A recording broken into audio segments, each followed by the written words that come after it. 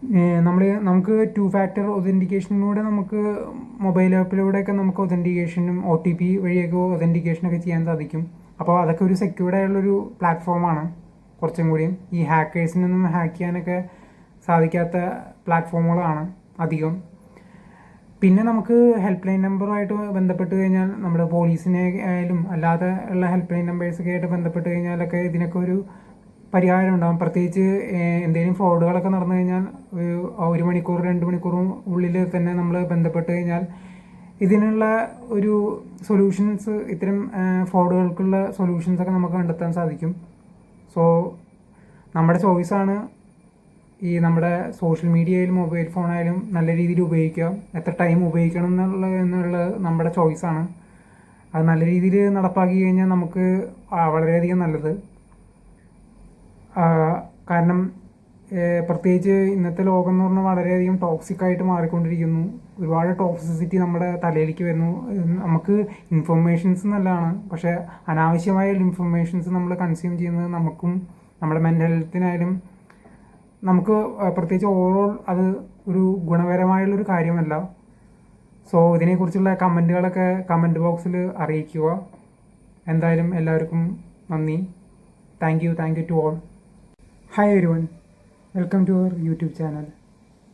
ഞാനിന്ന് നിങ്ങളുടെ അടുത്ത് സംസാരിക്കാൻ പോകുന്ന ടോപ്പിക്ക് മറ്റൊന്നുമല്ല, ഞാൻ മുമ്പും പറഞ്ഞതാണ്, പക്ഷേ ഈ ഒരു വീഡിയോയിൽ ഇതിനെപ്പറ്റി ഞാൻ വിശദമായിട്ട് സംസാരിക്കാനാണ് ആഗ്രഹിക്കുന്നത്. വേറൊന്നുമല്ല, നമ്മൾ ഒരു ടോക്സിക്കായുള്ള വേൾഡിലാണ് ഇന്ന് ജീവിക്കുന്നത്. ഒരു തരത്തിൽ നോക്കാച്ചാൽ പ്രത്യേകിച്ച് നമ്മുടെ ഓൺലൈനായുള്ള വേൾഡ്, സോഷ്യൽ മീഡിയ വേൾഡിലൊക്കെ നമ്മൾ വളരെയധികം ടോക്സിസിറ്റി നിറഞ്ഞൊരു വേൾഡായി മാറിക്കൊണ്ടിരിക്കുകയാണ്. പ്രത്യേകിച്ച് ഇൻസ്റ്റാഗ്രാം പോലുള്ള പ്ലാറ്റ്ഫോംസൊക്കെ ഒരുപാട് ടോക്സിക്കായിട്ട് വീഡിയോസ്, ഒരുപാട് പോണോഗ്രഫി, ഡീപ്പ് ഫേക്ക് പോലെയുള്ള AI ഉപയോഗിച്ചിട്ടുള്ള ഡീപ്പ് ഫേക്കുകൾ, അതൊക്കെ നിറഞ്ഞ ഒരു ലോകമായി മാറിക്കൊണ്ടിരിക്കുന്നു. ഇൻസ്റ്റാഗ്രാം ആയാലും ഫേസ്ബുക്ക് ആയാലും യൂട്യൂബ് ആയാലും തന്നെ അങ്ങനെ മാറിക്കൊണ്ടിരിക്കുന്ന ഒരു കാലത്താണ് നമ്മൾ ഇന്ന് ജീവിക്കുന്നത്. അതുമാത്രമല്ല, ഒരുപാട് ഓൺലൈൻ ഫ്രോഡുകൾ നിറഞ്ഞുകൊണ്ടിരിക്കുന്നു. നമ്മുടെ ഒരു പ്രൈവറ്റായിട്ടുള്ള ലോകം വളരെയധികം പബ്ലിക്കായിട്ട് മാറിക്കൊണ്ടിരിക്കുന്നു. ആർക്കും നമ്മളെ എന്തും ചെയ്യാം, സോഷ്യൽ മീഡിയയിലൂടെ എന്തും ചെയ്യാം എന്നുള്ള രീതിയിലേക്ക് കാര്യങ്ങൾ മാറുന്നുണ്ട്. ഇങ്ങനെയൊക്കെയാണ് പല രാഷ്ട്രീയ നേതാക്കളിനെ വരെ വെച്ചും ഒരുപാട് ഡീപ്പ് ഫേക്കുകൾ സോഷ്യൽ മീഡിയയിലൊക്കെ പ്രചരിക്കുന്നുണ്ട്. അപ്പോൾ നമുക്കൊരു പ്രൈവസി എന്ന് പറഞ്ഞ സംഗതി ശരിക്കും പറഞ്ഞാൽ നഷ്ടപ്പെടുന്നു എന്നുള്ളത് ഒരു പച്ചയായുള്ള യാഥാർത്ഥ്യമാണ്. കാരണം മുമ്പൊക്കെ ഈ പറഞ്ഞ മാതിരി ഈ മൊബൈൽ ഫോണൊക്കെ വരുന്നേക്കാൻ മുമ്പ് നമുക്കൊരു ക്ലോസ്ഡ് ആയുള്ള ലൈഫായിരുന്നെങ്കിലും ഒരു പ്രൈവസി നമുക്കുണ്ടായിരുന്നു. പക്ഷെ ഇപ്പോൾ നമ്മുടെ ഒരു വേൾഡ് എന്ന് പറയുന്നത് വളരെ അധികം ഓപ്പണാണ്. അത് കാരണം തന്നെ നമ്മുടെ ഒരുപാട് കാര്യങ്ങളൊക്കെ പബ്ലിക് ലൈഫായിട്ട് മാറിക്കൊണ്ടിരിക്കുന്നു. നമ്മുടെ ഒരു പ്രൈവസിക്ക് ഒരു ഇമ്പോർട്ടൻസ് വളരെയധികം കുറവായിക്കൊണ്ടിരിക്കുന്നു. പല സോഷ്യൽ മീഡിയ പ്ലാറ്റ്ഫോമുകളും ഇപ്പോൾ വാട്സപ്പൊക്കെ പ്രൈവസിക്കൊക്കെ ഇമ്പോർട്ടൻസ് കൊടുക്കുന്ന രീതിയിൽ കാര്യങ്ങളൊക്കെ മാറ്റുന്നുണ്ട്, മെറ്റയൊക്കെ ആയാലും. എന്നാലും നമ്മുടെ കുറേ കാര്യങ്ങൾ, നമ്മുടെ ഡാറ്റാസ് ആയാലും ഒക്കെ ഒരു സെക്യൂർഡ് ആണോ എന്നുള്ള കാര്യത്തിൽ നമുക്ക് തന്നെ ഒരു സംശയമുണ്ട്, നമുക്ക് തന്നെ ഒരു ഡൗട്ടുണ്ട്. ഇപ്പോൾ US കമ്പനീസ് ആയാലും ചൈനീസ് കമ്പനീസൊക്കെ ആയാലും അവരെത്രത്തോളം നമ്മുടെ ഡാറ്റാസ് സെക്യൂർഡാക്കി വെക്കും എന്നുള്ള കാര്യത്തിൽ നമുക്ക് യാതൊരുവിധ തീർച്ചയില്ല. കാരണം ഏത് നിമിഷവും നമ്മുടെ ഡാറ്റാസ് നഷ്ടപ്പെടാം. എപ്പോൾ വേണമെങ്കിലും നമ്മുടെ സൈറ്റ്സുകൾ, നമ്മുടെ ഇൻസ്റ്റാഗ്രാം ആയാലും ഒക്കെ ഹാക്കിങ് ചെയ്തോ അല്ലെങ്കിൽ ഫിഷിങ് ചെയ്തൊക്കെ കാര്യങ്ങൾ നഷ്ടപ്പെടാം. നമ്മുടെ ബാങ്ക് അക്കൗണ്ടിലെ എമൗണ്ട് ആയാലും എപ്പോൾ വേണമെങ്കിലും നഷ്ടപ്പെടാമെന്ന രീതിയിലേക്ക് കാര്യങ്ങൾ മാറിക്കൊണ്ടിരിക്കുന്നുണ്ട്. പക്ഷെ ഇതിനൊക്കെ പ്രതിരോധ സംവിധാനങ്ങളുണ്ട്. ഒരുപാട് പ്രൊട്ടക്ഷൻ, മാൽവെയർ അല്ലെങ്കിൽ വൈറസ് പ്രൊട്ടക്ഷൻ സോഫ്റ്റ്വെയർസൊക്കെ കണ്ടുപിടിക്കുന്നുണ്ടെങ്കിലും അതിനൊക്കെ കുറേ കാലതാമസങ്ങൾ പിടിക്കുന്നുണ്ട്. പക്ഷെ അതിനൊന്നും പൂർണ്ണമായിട്ട് ഇതിനെയൊന്നും പ്രതിരോധിക്കാനുള്ള കപ്പാസിറ്റീസ് പലപ്പോഴും വരാറില്ല. പലപ്പോഴും ടൈം തീർന്നു കഴിയുമ്പോൾ ഇതിനുള്ള ആക്ഷൻസ് നമുക്ക് എടുക്കാൻ പറ്റാറില്ല, ഇപ്പോൾ പോലീസിനൊക്കെ ആയാലും ഗവൺമെൻറ്റിനൊക്കെ ആയാലും. അപ്പോൾ നമ്മളൊരു എല്ലാ തരത്തിലൊരു ടോക്സിക്കായിട്ടുള്ള വേൾഡാണ്. പിന്നെ നമ്മൾ കാണുന്ന ഒരുപാട് വീഡിയോസ് നമ്മൾ ഇപ്പോൾ അറിയാം, ഒരു കൺസ്യൂമറിസ്റ്റിക്കായിട്ട് മാറിക്കൊണ്ടിരിക്കുകയാണ് സോഷ്യൽ മീഡിയാസൊക്കെ. നമ്മൾ കൂടുതലായിട്ടും ഞാനൊക്കെ പുറത്ത് പോയിപ്പോൾ എവിടെ പോവാച്ചാലും ഏതൊരു കടയിൽ ചെല്ലാച്ചാലും ഒരു ഏത് കടയിലും അല്ലെങ്കിൽ ഒരു ജോലി സ്ഥലത്ത് ചെല്ലാച്ചാലും അവരൊക്കെ ഈ ജോലിയുടെ ഇടയിലോ അല്ലെങ്കിൽ കട നടത്തുന്നതിൻ്റെ ഇടയിലൊക്കെ ഇതിൽ സ്ക്രോൾ ചെയ്യാണ്, സോഷ്യൽ മീഡിയയിൽ സ്ക്രോൾ ചെയ്തുകൊണ്ടിരിക്കുന്നു, റീൽസ് ഇങ്ങനെ മാറ്റിക്കൊണ്ടിരിക്കുന്നു. വളരെയധികം ഡിസ്ട്രാക്ഷൻസാണ് നമ്മുടെ മൈൻഡിന് ഇത് ഉണ്ടാക്കുന്നത്. അതുമാത്രമല്ല നമ്മളൊരു ടോക്സിക് വേൾഡിലേക്ക് പോകുന്നു. നമ്മൾ മറ്റുള്ളവരാൽ ഡിസ്ട്രാക്ട് ചെയ്ത് പോകുന്നു. ഇപ്പം ഞാനൊരു എക്സാമ്പിൾ പറയുക വെച്ചാൽ, ഇപ്പോൾ നമ്മുടെ ഒരു ഫ്രണ്ട് നമ്മളെ ഒരുപാട് നേരം ഫോൺ വിളിച്ചുകൊണ്ടിരിക്കുകയാണെങ്കിൽ നമുക്ക് വളരെയധികം ഡിസ്ട്രാക്ഷൻസ്, നമ്മൾക്ക് ശരിക്കും പറഞ്ഞാൽ ഭയങ്കരമായിട്ട് ആങ്കർ ആവും, ഭയങ്കരമായിട്ടുള്ള കോപം നമുക്ക് വരും, ഭയങ്കരമായിട്ടുള്ള ദേഷ്യം നമുക്ക് വരും. അതേപോലെ തന്നെയാണ് ഈ കാര്യങ്ങളെല്ലാം. ഇത്തരം കാര്യങ്ങൾ നമ്മൾ കൂടുതലായിട്ട് കൺസ്യൂം ചെയ്യുമ്പോൾ നമ്മുടെ ആങ്കർ വളരെയധികം നമ്മുടെ മൈൻഡിനായാലും നല്ല രീതിയിൽ ബാധിക്കും. അതുമാത്രമല്ല നമ്മുടെ ഡാറ്റാസ് സെക്യൂർഡ് അല്ല. നമുക്ക് തന്നെ അത് നമ്മുടെ സ്വഭാവത്തിൽ തന്നെ വളരെയധികം മാറ്റങ്ങൾ ഉണ്ടാക്കും. നമ്മുടെ ഒരു ആസ് എ പേഴ്സൺ എന്ന രീതിയിൽ നമുക്കൊരു ഐഡൻറ്റിറ്റി ഇല്ലാതെയാവും. ഇതൊക്കെ ഈ സോഷ്യൽ മീഡിയയുടെ അമിതമായ ഉപയോഗം കൊണ്ട് ഉണ്ടാവുന്ന കാര്യങ്ങളാണ്. പിന്നെ ഉറക്കക്കുറവ്, പിന്നെ അപ്പോൾ ഈ ഉറക്കക്കുറവ് ഉണ്ടാവുമ്പോൾ തന്നെ നമുക്ക് കറക്റ്റായിട്ടുള്ള ഡിസിഷൻസ് നമുക്ക് മേക്ക് ചെയ്യാൻ സാധിക്കില്ല.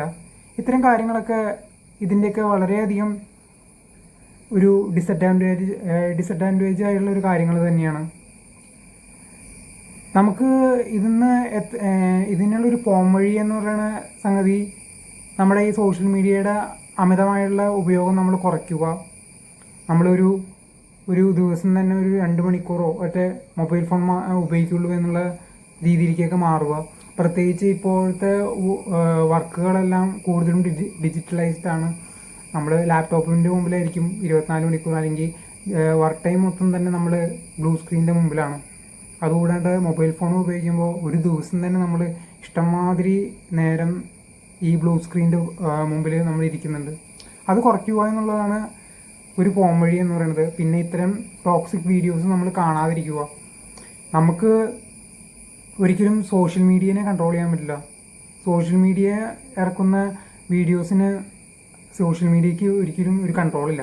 കാരണം അത്തരം ഒരു സുനാമി പോലെയാണ് അവിടെ നിന്നുള്ള ഷോർട്സ് ആയാലും വീഡിയോസ് ആയാലും വന്നുകൊണ്ടിരിക്കുന്നത്. പക്ഷെ നമുക്ക് നമ്മുടെ മൈൻഡിനെ കൺട്രോൾ ചെയ്യാൻ പറ്റും, അല്ലെങ്കിൽ നമ്മുടെയൊക്കെ ഇത് കാണുന്നതിനെ നല്ല രീതിയിൽ കൺട്രോൾ ചെയ്യണം. നമുക്ക് തന്നെ ഒരു കോമൺ സെൻസ് ഉണ്ട്, ഒരു ലോജിക്കലായിട്ടുള്ള മൈൻഡ് സെറ്റ് ഉണ്ട്. അത് ഉപയോഗിച്ചിട്ട് തന്നെ നമുക്ക് ചിന്തിക്കാൻ പറ്റുന്നൊരു കാര്യമാണ്. ഇത്രയും വീഡിയോസ് കണ്ടിട്ട് നമുക്ക് എന്തെങ്കിലും പ്രയോജനമുണ്ടോ, നമ്മുടെ ടൈം തന്നെ വേസ്റ്റ് ആവല്ലേ. ആ ഒരു ടൈം കൊണ്ട് നമുക്ക് എന്തെങ്കിലും പ്രൊഡക്റ്റീവായിട്ടുള്ള കാര്യങ്ങൾ ചെയ്തു കഴിഞ്ഞാൽ, നമുക്ക് ജീവിതത്തിന് ഒരു ഗുണം കിട്ടുന്ന കാര്യങ്ങൾ ചെയ്തു കഴിഞ്ഞാൽ അത്രയും നല്ലത് തന്നെയല്ലേ എന്ന് നമുക്ക് തന്നെ ചിന്തിക്കാൻ പറ്റുന്നൊരു കാര്യമാണ്. നമുക്ക് തന്നെ കോമൺ സെൻസ് ഉപയോഗിച്ചിട്ട് ചിന്തിക്കാൻ പറ്റുന്ന കാര്യമാണ്. ഈ സോഷ്യൽ മീഡിയയൊക്കെ നമ്മൾ രാത്രിക്ക് ഉറക്കമൊഴിച്ച് നമ്മൾ ഇതൊക്കെ സ്ക്രോൾ ചെയ്ത് കഴിഞ്ഞാൽ നമ്മളെ തന്നെ നല്ല രീതിയിൽ ബാധിക്കും, നമ്മുടെ മെൻ്റൽ ഹെൽത്തിനെ നല്ല രീതിയിൽ ബാധിക്കും. നമുക്ക് ഇപ്പോൾ ഒരുപാട് ആങ്കർ ആവും നമ്മൾ. അതുമാത്രമല്ല, ഈ ടോക്സിസിറ്റി എന്ന് പറയുന്നത് ആ ഒരു കാര്യം മാത്രമല്ല, നമുക്ക് ആരെങ്കിലും മെസ്സേജ് ചെയ്യുമ്പോൾ പെട്ടെന്ന് റിപ്ലൈ കൊടുക്കാനുള്ള ടെൻഡൻസി നമുക്ക് കൂടും. നമ്മുടെ ഫ്രണ്ട്സ് മുഖാന്തരമായാലും നമുക്ക് ഒരു ടോക്സിക് വേർഡിലേക്ക് നമുക്ക് എത്തിപ്പെടാൻ പറ്റും. നമ്മൾ ഈ വാട്സപ്പിലൊക്കെ കണ്ടിട്ടുണ്ടല്ലോ, നമ്മുടെ പോലും പെർമിഷൻ ഇല്ലാതെയാണ് പല വാട്സപ്പ് ഗ്രൂപ്പിലും നമ്മളെ ആഡ് ചെയ്യുന്നത്.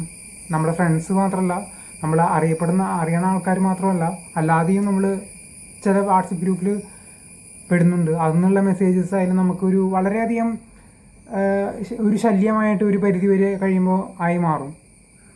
ഇപ്പോൾ എൻ്റെ മൊബൈൽ ഫോണിലായാലും ഇഷ്ടംമാതിരി ഗ്രൂപ്പുകളുണ്ട്, അതിൽ ഇഷ്ടംമാതിരി മെസ്സേജുകളുണ്ട്. ഒരു 723 മെസ്സേജസ് ഉണ്ട്. ഞാൻ പലപ്പോഴും നോക്കിയിട്ട് പോലുമില്ല. അപ്പോൾ ഇവിടെയാണ് നമ്മുടെ ഒരു ചോയ്സിൻ്റെ നമ്മൾക്ക് ഒരു ചോയ്സ് എടുക്കാൻ സാധിക്കണം ഇവിടെ. കാരണം നമുക്കിത് നോക്കണോ, ഇത് നോക്കണ്ടയോ എന്നുള്ളൊരു ചോയ്സ് നമ്മുടെയാണ്. അപ്പം നമ്മൾ തന്നെ ഒരു പാസ്വേഡും ലോഗിൻ ഐ ഡിയൊക്കെ നമ്മൾ തന്നെ ക്രിയേറ്റ് ചെയ്യണം നമ്മുടെ മൈൻഡിൽ. ഇത് നമുക്ക് കാണാൻ പറ്റുന്ന വീഡിയോ ആണോ, ഇത് കണ്ടിട്ട് എന്തെങ്കിലും പ്രയോജനമുണ്ടോ, ഇല്ലെങ്കിൽ നമുക്ക് കാണാതിരിക്കുക. ഈ ഗ്രൂപ്പിൽ നമ്മൾ ആഡ് ചെയ്യണോ, ഈ ഗ്രൂപ്പിൽ ആഡ് ചെയ്തിട്ട് വെറുതെ നമ്മൾ സമയം കളയുകയാണെങ്കിൽ ആ ഗ്രൂപ്പിൽ നിന്ന് എക്സിറ്റ് ചെയ്യുക. ഇത് തന്നെയാണ് നമുക്ക് ചെയ്യാൻ പറ്റുന്നൊരു കാര്യം. നല്ല നല്ല വീഡിയോസൊക്കെ ഇഷ്ടംമാതിരി യൂട്യൂബിലൊക്കെ ഉണ്ട്. നമുക്ക് ലേൺ ചെയ്യാൻ പറ്റുന്ന ഒരുപാട് കാര്യങ്ങളുണ്ട്. അതിലേക്ക് നമ്മൾ കോൺസെൻട്രേറ്റ് ചെയ്യുക. അതേപോലെ തന്നെ നമ്മൾ ഈ മൊബൈൽ ഫോണിൻ്റെ ഒരു കാര്യം പറയുകയാണെങ്കിൽ നമ്മൾ ഈ നമ്മുടെ ഈ പ്രൈവസി എന്നൊക്കെ പറയുമ്പോൾ നമ്മളിപ്പോൾ പുറത്തൊക്കെ മൊബൈൽ ഫോൺ ഉപയോഗിക്കുമ്പോൾ പ്രത്യേകിച്ച് ബസ്സിലൊക്കെ ട്രാവൽ ചെയ്യുമ്പോഴായാലും നമ്മളിപ്പോൾ ഈ ഉപയോഗിക്കുന്ന ഈ സംഗതികൾ വേറൊരാൾ കാണാനുള്ള ചാൻസ് ഉണ്ട്. അതും ഒരു തരത്തിൽ ഒരു ഹാക്കിംഗ് തന്നെയാണ്. നമ്മൾ ഈ ഓൺലൈനിലൂടെ ഹാക്കേഴ്സ് സ്ട്രേഞ്ചേഴ്സ് ചെയ്യുന്ന ഹാക്കിംഗ് മാത്രമല്ല, നമ്മുടെ അറിയപ്പെടുന്ന ആൾക്കാരായാലും നമുക്ക് നമ്മുടെ വിവരങ്ങൾ ചോർത്താനുള്ള സാധ്യത വളരെ കൂടുതൽ തന്നെയാണ് ഇന്നത്തെ കാലത്ത്. അത് നമ്മൾ മൊബൈൽ ഫോൺ ഉപയോഗിക്കുമ്പോഴായാലും നമ്മുടെ മൊബൈൽ ഫോണിൽ എന്താണ് ചെയ്യുന്നത് നോക്കിയിട്ട് നമ്മുടെ വിവരങ്ങൾ ചോർത്താൻ സാധ്യത കൂടുതലാണ്. നമ്മൾ ബസ്സിലൊക്കെ സഞ്ചരിക്കുകയാണെങ്കിലും അപ്പം നമുക്ക് തന്നെ ഒരു കോമൺ സെൻസ് ഉണ്ടാവണം. എവിടെ വേണം നമ്മൾ മൊബൈൽ ഫോൺ നന്നായിട്ട് ഉപയോഗിക്കാൻ, നമുക്കൊരു പ്രൈവറ്റായിട്ട് ഉപയോഗിക്കാൻ സാധിക്കണം നമ്മുടെ മൊബൈൽ ഫോൺ. പ്രത്യേകിച്ച് ബസ്സിലൊക്കെ നമ്മൾ കയറിയിരിക്കുമ്പോൾ ഇത്തരം മൊബൈൽ ഫോൺസൊക്കെ ഉപയോഗിക്കുക വെച്ചാൽ നമ്മുടെ പല കാര്യങ്ങളും വേണമെങ്കിൽ ചോർത്താൻ സാധ്യതയുണ്ട്. ഈ നമ്മൾ പോക്കറ്റ് അടിക്കുന്ന പോലെയാണ് പല കാര്യങ്ങളും നമ്മുടെ വിവരങ്ങളൊക്കെ ചിലപ്പോൾ ചോർത്താനുള്ള സാധ്യത വളരെ കൂടുതൽ തന്നെയാണ് മറ്റുള്ളവർക്ക്. അതേപോലെ തന്നെയാണ് ഈ പറയുന്ന മാതിരി നമുക്ക് വേണമെങ്കിൽ ഈ പ്രൈവസിക്ക് ഇമ്പോർട്ടൻസ് കൊടുക്കുന്ന ചില സ്ക്രീനുകളുണ്ട്. അത്തരം സ്ക്രീൻ ഗാർഡുകളൊക്കെ ഉള്ള മൊബൈൽ ഫോൺ ഇപ്പോൾ ഇറങ്ങുന്നുണ്ട്. ഇപ്പോൾ സാംസങ്ങിൻ്റെ ഗാലക്സി വേർഷനിൽ അങ്ങനത്തെ ഒരു മൊബൈൽ ഫോണൊക്കെ ഇറങ്ങിയിട്ടുണ്ട്. അപ്പം മറ്റൊരാൾക്ക് നമ്മുടെ മൊബൈലിൻ്റെ ഉള്ളിലുള്ള കാര്യങ്ങൾ ഒരിക്കലും കാണാൻ പറ്റില്ല. അത്തരം പ്രൈവസി സ്ക്രീൻ ഗാർഡുകളൊക്കെ ഉള്ള മൊബൈൽ ഫോൺ ഇപ്പോൾ അവൈലബിൾ ആണ് മാർക്കറ്റിൽ. അത്തരം മൊബൈൽ ഫോൺസൊക്കെ നമുക്ക് ഉപയോഗിക്കുക വെച്ചാൽ കുറച്ചുകൂടി നല്ലതാണ്. കാരണം നമ്മളെ ഒരു മൊബൈൽ മറ്റൊരാൾ എന്താണ് ചെയ്യുന്നതെന്ന് മറ്റൊരാൾ നോക്കുമ്പോൾ തന്നെ നമുക്കൊരു ഡിസ്ട്രാക്ഷൻ തന്നെയാണ്. അത് എന്തൊക്കെ പറഞ്ഞാലും അത് നമ്മളെ നല്ല രീതിയിൽ ഡിസ്ട്രാക്ട് ചെയ്യും.